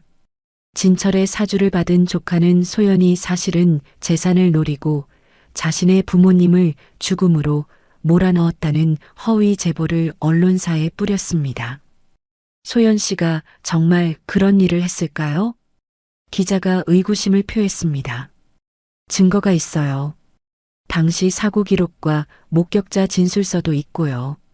순식간에 동정의 대상에서 파렴치한 존속 살해범으로 몰린 소연은 쏟아지는 비난 화살과 기자들의 추적에 저택 밖으로 발을 떼지 못하는 상황에 처했습니다. 이사님, 밖에 기자들이 너무 많이 몰려와 있습니다. 비서가 걱정스럽게 보고했습니다. 알겠어요. 당분간 외부 일정은 모두 취소하세요. 강 회장은 소연의 결백을 입증하기 위해 백방으로 뛰었습니다. 하지만 교묘하게 조작된 당시 사고 기록과 매수된 목격자들의 가짜 진술 앞에 속수무책이었습니다. 이건 너무 정교해요. 누군가 치밀하게 계획한 것 같습니다. 강 회장이 답답해했습니다. 소연은 가장 믿었던 부모님과의 추억까지 더럽혀졌다는 사실에 가슴을 쥐어뜯었습니다. 짐승 같은 울음을 토해내며 병실 바닥을 뒹굴었습니다. 부모님까지 이렇게. 소연이 흐느끼며 부모님의 사진을 끌어안았습니다. 시어머니는 이 기회를 틈타 방송국 앞에서 가식적인 인터뷰를 진행했습니다. 제 며느리의 실체를 밝히고 싶어서 나왔어요. 시어머니가 눈물을 흘리며 말했습니다. 소연이가 어릴 적부터 돈에 눈이 멀어 부모님의 목숨값으로 공부를 했어요. 정말 그런 일이 있었나요? 네, 제가 다 봤어요. 그 애가 얼마나 무서운 애인지. 파렴치한 거짓말을 눈물로 포장하여 시청자들의 분노를 소연에게 돌리는데 성공했습니다. 소연은 자신의 결백을 증명할 유일한 증거인 당시 사고 차량의 블랙박스가 강 회장의 라이벌 기업 손에 들어갔다는 소식을 들었습니다. 최 이사가 개입한 것 같습니다. 비서가 조심스럽게 말했습니다. 최 이사요? 네, 강 회장님의 라이벌인 그분 말입니다. 소연은 절망했습니다. 자신을 비난하는 악플들과 저택 앞에 던져진 오물들을 보며 다시 하반신이 마비되는 듯한 심리적 무력감에 빠졌습니다. 침대 밖으로 나오지 못했습니다. 진철은 구치소 면회실에서 만난 조카에게 광기 어린 명령을 내렸습니다. 소연이가 스스로 무너져 자살하게 만들어야 한다. 삼촌, 그런 말씀하지 마세요. 내가 겪은 고통을 그년도 똑같이 겪어야 해. 진철이 소연이 겪는 고통을 뉴스로 접하며 비로소 자신이 겪었던 수모를 갚아주고 있다는 쾌락에 젖었습니다. 간수들이 말릴 정도로 미친 듯이 웃어댔습니다. 강 회장은 소연의 멘탈이 무너지는 것을 막기 위해 직접 그녀의 침실로 찾아갔습니다. 일어나십시오. 강 회장이 소연의 뺨을 때리며 일갈했습니다. 정신 차리세요. 당신의 부모님이 당신을 지키기 위해 목숨을 바쳤는데 여기서 무너지면 그것이야말로 진짜 불효입니다. 강 회장의 일침에 소연이 충혈된 눈으로 고개를 들었습니다. 다시는 울지 않겠어요. 소연이 자신의 입술을 깨물어 피를 흘리며 말했습니다. 저들의 저열한 공격이 제 뿌리를 흔들지 못하게 하겠어요. 바닥에 흩어진 부모님의 사진들을 정성스럽게 모아 가슴에 품었습니다. 소연은 직접 조작된 목격자 중 한 명을 찾아갔습니다. 그의 도박 빚을 갚아주는 대신 진철로부터 받은 매수 자금 내역을 확보하는 대담한 역공을 펼쳤습니다. 당신이 받은 돈이 얼마인지 알고 있어요. 소연이 목격자의 멱살을 잡고 말했습니다. 진실을 말하지 않으면 당신 가족들의 미래도 없을 것입니다. 소연의 서늘한 포식자의 눈빛에 목격자가 공포에 떨었습니다. 알겠습니다. 다 말하겠어요. 시어머니는 방송 출연료로 다시 호의호식하며 백화점을 돌다 소연이 보낸 비서들에게 붙잡혔습니다. 밀실로 압송되었습니다. 당신이 저지른 진짜 죄악들을 세상에 공개하겠어요. 소연이 시어머니의 눈앞에 과거 그녀가 소연의 친정집 땅을 가로채기 위해 작성했던 위조 서류들을 들이밀었습니다. 이건 어디서? 당신도 이제 끝입니다. 소연은 자신의 부모님 사고를 조작한 배우의 진철뿐만 아니라 강 회장의 라이벌인 최 이사가 개입되어 있음을 알아냈습니다. 이 싸움이 단순한 가족 싸움이 아니군요. 소연이 강 회장에게 말했습니다. 거대 권력의 전쟁입니다. 그렇다면 대강의 모든 지분을 저에게 넘겨주세요. 소연이 파격적인 제안을 했습니다. 강 회장은 소연의 결연한 의지를 보고 흔쾌히 지분을 양도했습니다. 당신은 이제 대강의 칼입니다. 소연은 그 권력을 바탕으로 언론사의 광고를 중단시키는 강력한 압박을 가했습니다. 자신에 대한 허위 보도를 즉각 정정하고 사과문을 올리게 만드는 위력을 발휘했습니다. 진철은 자신의 조카가 소연의 반격에 겁을 먹고 자수했다는 소식을 들었습니다. 구치소 벽에 머리를 박으며 자해를 시도했습니다. 미친. 이럴 수가. 소연은 그 소식을 듣고도 차갑게 웃었습니다. 죽는 것도 제 허락 없이는 안 됩니다. 내가 저지른 모든 죄를 살아서 낱낱이 속죄하게 하겠어요. 형량 추가를 지시했습니다. 소연은 다시 한번 법정 증언대에 서서 이번에는 부모님의 명예를 걸고 진철 일가의 조작 가담 증거들을 하나하나 나열했습니다. 제 부모님은 결백합니다. 소연의 목소리는 분노를 넘어선 경건함마저 느껴졌습니다. 방청석의 모든 이들이 숨을 죽인 채 그녀의 정의로운 선언에 귀를 기울였습니다. 시어머니는 법정 복도에서 다시 한번 소연을 향해 달려들었습니다. 이번에는 소연이 그녀의 손목을 강하게 낚아채 비틀어 버렸습니다. 당신 아들이 감옥에서 죽어나가는 걸 똑똑히 지켜보게 될 것입니다. 소연이 시어머니의 귓가에 대고 소름 끼치는 저주를 나지막이 건넸습니다. 소연은 부모님의 사고 기록을 조작했던 최 이사의 비리 장부를 검찰에 넘겼습니다. 그를 구속시켰습니다. 이로써 그녀를 괴롭히던 외부의 적들까지 완벽히 소탕한 소연은 비로소 진정한 대강의 주인으로서 누구도 넘볼 수 없는 절대적인 권위와 신뢰를 확보하게 되었습니다. 강 회장은 소연의 완벽한 승리를 지켜보며 안도의 한숨을 내쉬었습니다. 이제야 비로소 20년 전 그 소녀에게 진 빚을 다 갚은 것 같습니다. 감사합니다, 아버지. 기대에 부응했나요? 그럼요. 이제 대강의 모든 미래를 맡기겠습니다. 진철은 최종 선고 공판에서 살인미수 및 무고, 증거 조작 혐의가 더해져 무기징역을 선고받았습니다. 법정 바닥에 엎드려 소연의 구두를 붙잡으려 했습니다. 하지만 소연은 그의 손을 차갑게 털어냈습니다. 당신은 이제 제 인생에서 완전히 삭제되었어요. 소연이 선포했습니다. 소연은 법원 문을 나서며 자신을 취재하려는 수백 명의 기자 앞에서 당당히 지팡이를 던져버렸습니다. 홀로 서서 선언했습니다. 제 부모님은 결백하며 저는 이제 그분들의 명예를 지키는 딸로 살 것입니다.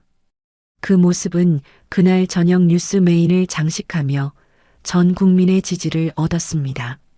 저택으로 돌아온 소연은 부모님의 영정사진 앞에서 처음으로 서럽게 통곡했습니다.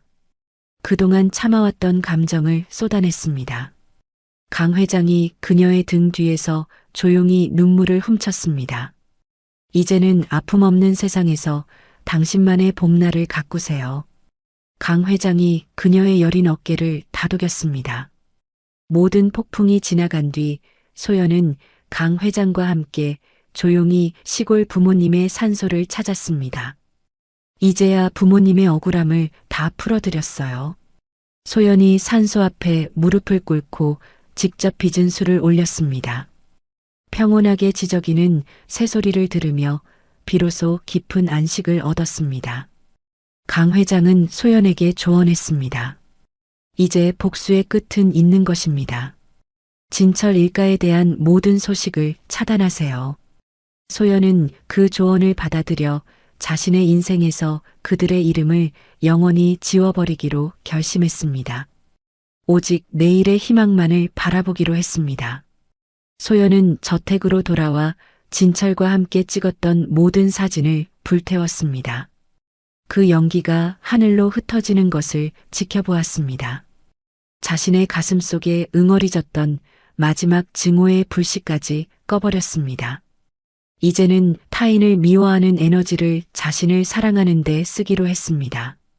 마지막 시는 소연이 강 회장의 손을 잡고 대강그룹의 창립 기념 파티장에 입장하는 장면이었습니다. 그녀의 눈부신 드레스와 당당한 걸음걸이는 더 이상 상처 입은 며느리가 아닌 한 시대의 주역으로 우뚝 선 위대한 여성의 탄생을 알렸습니다. 파티장의 모든 조명이 소연을 비추고 수천 명의 박수갈채가 쏟아졌습니다. 소연은 강 회장에게 아버지라고 부르며 환하게 웃었습니다. 그 웃음 뒤로 비치는 찬란한 미래는 완벽한 권선징악과 해피엔딩의 전조가 되어 장엄하게 막을 내렸습니다. 창립 기념 파티가 끝난 지 한 달이 지났습니다. 소연은 이제 완전히 새로운 삶을 살아가고 있었습니다. 매일 아침 일찍 일어나 부모님의 영정 앞에서 인사를 드리고 하루를 시작했습니다. 부모님, 오늘도 좋은 하루 보내세요. 소연이 영정 사진에 꽃을 갈아주며 말했습니다. 더 이상 복수나 분노의 감정은 찾아볼 수 없었습니다. 강 회장은 소연의 변화된 모습을 흐뭇하게 지켜보고 있었습니다. 이제 정말 평안해 보이는군요. 네, 아버지. 마음이 정말 편해졌어요. 그래야 합니다. 이제는 앞만 보고 살아야죠. 소연은 장애인 인권보호재단의 본격적인 운영에 집중했습니다. 매주 직접 재활센터를 방문해 환우들과 시간을 보냈습니다. 이사님, 정말 감사해요. 휠체어에 앉은 한 여성이 소연에게 말했습니다. 무슨 말씀이세요? 이사님 덕분에 희망을 얻었어요. 저도 다시 일어설 수 있을 것 같아요. 당연히 일어서실 수 있어요. 포기하지만 않으면 말이에요. 소연이 그녀의 손을 잡고 격려했습니다. 과거 자신의 모습을 보는 것 같아 더욱 따뜻하게 대했습니다. 한편 감옥에 있는 진철은 완전히 다른 사람이 되어 있었습니다. 무기징역 선고를 받은 후 정신적 충격으로 인해 기억상실까지 일어났습니다. 제 이름이 뭐라고 하셨죠? 진철이 담당 의사에게 물었습니다. 이진철입니다. 진철. 진철이 중얼거리며 자신의 이름조차 낯설어 했습니다. 의사는 그의 상태를 걱정스럽게 지켜봤습니다. 환자의 기억 상실은 극심한 스트레스와 죄책감에서 비롯된 것 같습니다. 회복 가능성은 있나요? 교도관이 물었습니다. 현재로선 알 수 없습니다. 시어머니는 요양원에서 중풍으로 누워 지내고 있었습니다. 말도 제대로 하지 못하는 상태였지만 가끔 소연의 이름을 중얼거렸습니다. 안. 간병인이 그녀의 말을 알아듣지 못했습니다. 할머니, 뭐라고 하세요? 하지만 시어머니는 더 이상 말을 잇지 못했습니다. 어느 날 소연에게 뜻밖의 편지가 도착했습니다. 감옥에 있는 미란이 보낸 것이었습니다. 편지에는 진심 어린 사죄의 마음이 담겨 있었습니다. 소연 씨께 저는 정말 잘못했습니다. 진철이에게 속아서 했던 일이지만 그것이 핑계가 될 수는 없겠죠. 당신이 겪었을 고통을 생각하면 잠이 오지 않습니다. 용서해달라는 말씀은 드릴 수 없습니다. 다만 제가 평생 속죄하며 살겠습니다. 미란올림.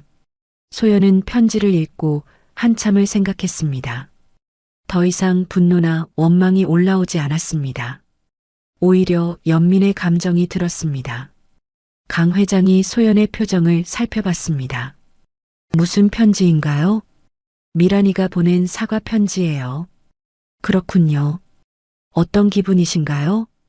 예전 같으면 화가 났을 텐데 지금은 그냥 안타까워요. 소연의 대답에 강 회장이 흐뭇한 미소를 지었습니다. 정말 많이 달라지셨군요. 네, 저도 느껴요. 마음이 가벼워진 것 같아요. 소연은 미란에게 답장을 쓰기로 결정했습니다. 미란 씨께 편지 잘 읽었습니다. 과거 일은 이제 잊고 싶어요. 당신도 새로운 마음으로 살아가세요. 누구든 다시 시작할 기회는 있다고 생각해요. 건강하시기 바랍니다. 소연 올림. 편지를 쓰고 나니 마음이 더욱 후련해졌습니다. 진정한 용서가 무엇인지 깨달았습니다. 며칠 후 소연은 강 회장과 함께 중요한 결정을 내렸습니다. 해외 의료 봉사를 가기로 한 것입니다. 아프리카 아이들을 도우러 가려고 해요. 좋은 생각입니다. 당신의 경험이 많은 도움이 될 것 같아요. 네, 제가 받은 도움을 이제는 다른 사람들에게 나누어 주고 싶어요. 소연은 아프리카 오지 마을에서 장애를 가진 아이들과 시간을 보냈습니다.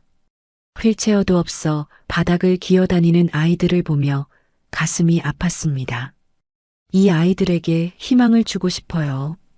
소연이 현지 의료진에게 말했습니다. 이사님 같은 분이 계셔서 정말 감사합니다. 소연은 그곳에서 한 달을 보내며 아이들에게 재활 운동을 가르쳐주고 휠체어를 기증했습니다. 아이들의 밝은 웃음을 보며 진정한 행복이 무엇인지 깨달았습니다. 언니, 고마워요. 한 아이가 소연에게 달려와 안겼습니다. 소연의 눈에 뜨거운 눈물이 고였습니다.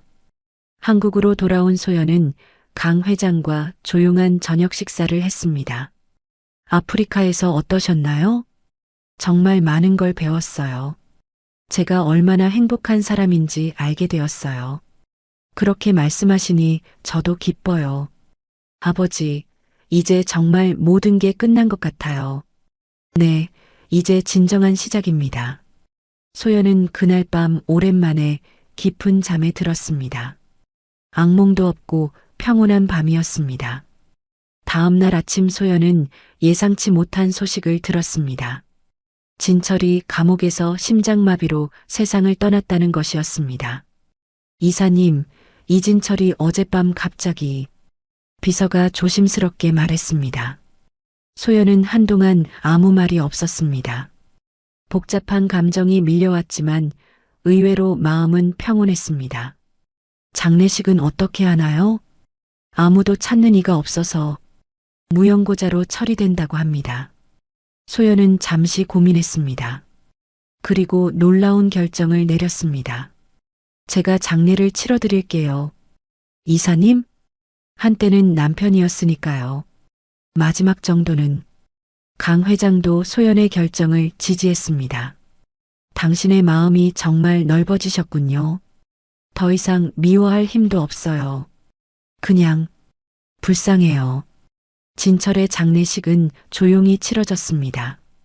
참석자는 소연과 강 회장, 그리고 몇몇 직원들 뿐이었습니다.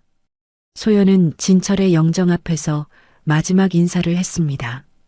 이제 정말 편히 쉬세요. 저도 당신을 용서할게요. 진철의 죽음 소식을 들은 시어머니는 요양원에서 며칠 후 조용히 눈을 감았습니다. 마지막 순간까지 소연의 이름을 중얼거렸다고 합니다. 모든 것이 끝났습니다. 소연은 이제 완전히 새로운 인생을 살아갈 준비가 되었습니다. 대강그룹의 경영에도 더욱 집중했고 사회공헌 활동도 확대했습니다. 어느 봄날 소연은 부모님의 산소를 찾았습니다. 무덤 앞에 새로운 꽃을 심으며 평온한 시간을 보냈습니다. 부모님, 저 이제 정말 행복해요. 바람이 살랑 불어와 소연의 머리카락을 흩날렸습니다. 마치 부모님이 대답해 주시는 것 같았습니다. 앞으로는 오직 사랑만 하며 살겠어요.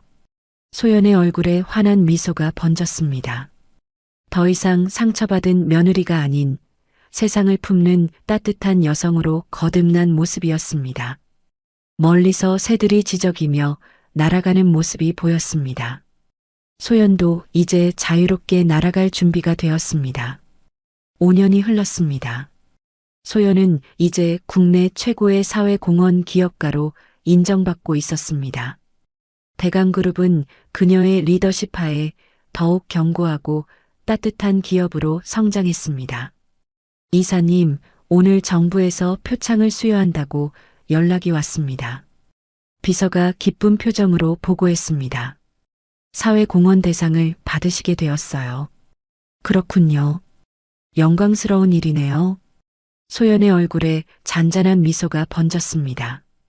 과거의 아픔을 딛고 이룬 성취였지만 교만하지 않았습니다. 강 회장은 이제 일선에서는 물러나 고문 역할을 하고 있었습니다. 여전히 소연의 든든한 조력자였습니다. 정말 자랑스럽습니다.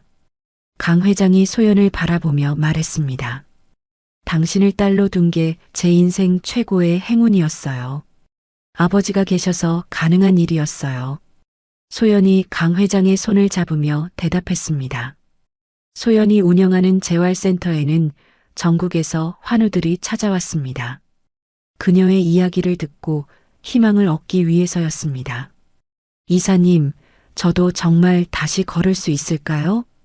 한 청년이 간절하게 물었습니다. 물론입니다. 포기하지 않는 한 반드시 가능해요. 소연이 따뜻하게 격려했습니다. 제가 살아있는 증거잖아요. 소연은 자신의 경험을 바탕으로 환우들을 위한 책도 출간했습니다. 다시 일어서는 힘이라는 제목의 책은 베스트셀러가 되었습니다. 인쇄는 모두 장애인 지원 기금으로 기부했습니다. 어느 날 소연은 예상치 못한 방문객을 만났습니다. 감옥에서 출소한 미란이었습니다. 소연 씨, 정말 죄송합니다. 미란이 깊게 고개를 숙였습니다. 5년의 수감 생활로 많이 야위어 있었습니다. 일어나세요. 이제 다 지난 일이에요. 소연이 미란을 일으켜 세웠습니다. 정말 용서해 주시는 건가요? 진작에 용서했어요. 이제 새로운 삶을 시작하세요. 소연은 미란을 위해 일자리도 소개해 주었습니다. 재활센터의 청소 업무였지만 미란은 감사했습니다. 정말 감사해요. 열심히 일하겠어요. 천천히 하세요. 급할 것 없어요. 소연의 넓은 마음에 미란은 눈물을 흘렸습니다. 강 회장의 건강이 점점 나빠지고 있었습니다. 80이 넘은 고령의 지병도 있었습니다. 아버지, 병원에서 정밀 검사를 받으세요. 소연이 걱정스럽게 말했습니다. 괜찮습니다. 나이가 들면 다 그런 거죠. 그래도 건강 관리는 하셔야죠. 강 회장은 소연을 보며 흐뭇해했습니다. 당신이 있어서 마음이 놓입니다. 어느 봄날 오후 강 회장이 소연을 불렀습니다. 정원에서 함께 차를 마시며 대화를 나누었습니다. 소연아, 제가 부탁 하나 있어요. 네, 아버지. 무엇이든 말씀하세요. 제가 떠나도 이 일을 계속해 주세요. 강 회장의 목소리가 조금 떨렸습니다. 무슨 말씀이세요? 아버지는 오래오래 저와 함께 계셔야 해요. 사람 일은 모르는 거예요. 약속해 주세요. 소연은 강 회장의 진심 어린 부탁을 받아들였습니다. 네, 약속드릴게요. 그날 밤 강 회장은 평안하게 잠들었습니다. 그리고 다시는 깨어나지 않았습니다. 소연은 강 회장의 장례를 정중하게 치렀습니다. 수많은 사람들이 조문을 왔습니다. 강 회장의 선행을 기억하는 사람들이었습니다. 정말 좋은 분이셨어요. 강 회장님 덕분에 제가 사업을 시작할 수 있었어요. 조문객들의 이야기를 들으며 소연은 강 회장의 위대함을 다시 한번 느꼈습니다. 강 회장은 유언을 통해 대강그룹의 모든 지분을 소연에게 넘겨주었습니다. 개인 재산도 상당 부분을 사회에 환원하도록 했습니다. 마지막까지 남을 생각하셨네요. 소연이 유언장을 읽으며 눈물을 흘렸습니다. 이제 소연은 명실상부한 대강그룹의 수장이 되었습니다. 하지만 권력보다는 책임감을 더 크게 느꼈습니다. 강 회장님의 뜻을 이어가겠습니다. 소연이 임직원들 앞에서 다짐했습니다. 우리는 이익보다 사람을 먼저 생각하는 기업이 되겠습니다. 직원들이 우렁찬 박수로 화답했습니다. 소연은 강 회장과의 약속을 지키기 위해 더욱 열심히 일했습니다. 아프리카에 병원도 지었고 아시아 여러 나라에 학교도 세웠습니다. 이사님 덕분에 많은 아이들이 꿈을 키울 수 있어요. 현지에서 온 감사 편지를 읽으며 소연은 보람을 느꼈습니다. 어느 날 소연은 특별한 결정을 내렸습니다. 입양을 하기로 한 것입니다. 보육원에서 만난 한 소녀가 소연의 마음을 움직였습니다. 다리에 장애가 있는 7살 아이였습니다. 이름이 뭐예요? 지은이에요. 예쁜 이름이네요. 저와 함께 살고 싶어요? 아이가 수줍게 고개를 끄덕였습니다. 소연은 지은이를 딸로 입양했습니다. 아이에게 최고의 치료를 받게 했고 무엇보다 따뜻한 사랑을 주었습니다. 엄마, 저도 엄마처럼 될 수 있어요? 지은이가 소연에게 물었습니다. 물론이야. 지은이는 무엇이든 할 수 있어. 소연이 아이를 꼭 안으며 말했습니다. 지은이는 열심히 재활 치료를 받았습니다. 소연의 격려 덕분에 놀라운 회복력을 보였습니다. 몇 년 후 지은이는 보조기구 없이도 걸을 수 있게 되었습니다. 엄마, 봐요. 혼자 걸을 수 있어요. 지은이가 기쁨에 겨워 뛰어왔습니다. 소연은 눈물을 흘리며 딸을 안았습니다. 과거 자신의 모습과 겹쳐 보이며 감동이 밀려왔습니다. 이제 소연의 인생은 완전히 달라졌습니다. 복수와 분노로 가득했던 마음은 사랑과 희망으로 채워졌습니다. 매년 강 회장의 기일에는 묘소를 찾아가 감사 인사를 드렸습니다. 지은이도 함께 따라가 할아버지께 안부를 전했습니다. 할아버지, 저 이제 잘 걸어요. 지은이의 밝은 목소리가 묘지에 울려 퍼졌습니다. 소연은 부모님의 산소도 정성스럽게 관리했습니다. 가족들과 함께 차례도 지내고 안부도 전했습니다. 부모님, 딸이 이제 정말 행복하게 살고 있어요. 지은이도 잘 키우고 있고요. 소연의 얼굴에는 평온한 미소가 자리 잡고 있었습니다. 어느 화창한 봄날, 소연은 재활센터에서 특별한 행사를 열었습니다. 완치된 환우들의 졸업식이었습니다. 여러분 모두 정말 대단해요. 소연이 환우들을 축하했습니다. 앞으로도 희망을 잃지 마세요. 환우들이 감격스러워하며 박수를 쳤습니다. 그들의 얼굴에는 미래에 대한 희망이 가득했습니다. 행사가 끝난 후 소연은 혼자 옥상에 올라가 하늘을 바라봤습니다. 구름 사이로 따뜻한 햇빛이 내려와 그녀를 비쳤습니다. 정말 감사해요. 소연이 하늘을 향해 속삭였습니다. 강 회장과 부모님 그리고 자신에게 새로운 삶을 주신 모든 분들에 대한 감사였습니다. 지은이가 뛰어와 소연의 손을 잡았습니다. 엄마, 뭐 하고 있어요? 하늘을 보고 있었어. 저도 같이 봐요. 모녀가 함께 하늘을 바라보며 서 있었습니다. 따뜻한 바람이 불어와 그들의 머리카락을 부드럽게 흔들었습니다. 멀리서 새들이 자유롭게 날아가는 모습이 보였습니다. 소연도 이제 진정으로 자유로웠습니다. 과거의 상처에서 완전히 벗어나 새로운 사랑을 키워가는 행복한 여성이었습니다. 지은아, 엄마가 너를 만나서 정말 행복해. 저도요, 엄마. 지은이가 환하게 웃으며 대답했습니다. 햇빛이 더욱 따뜻하게 내려와 모녀를 감쌌습니다. 이제 소연의 인생에는 오직 사랑과 희망, 그리고 감사함만이 남아 있었습니다. 소연의 이야기가 이렇게 마무리됩니다. 한때 남편에게 짐짝 취급받으며 산속에 버려졌던 그녀는 이제 진정한 행복을 찾았습니다. 복수보다 더 큰 힘은 용서였고 미움보다 더 강한 것은 사랑이었습니다.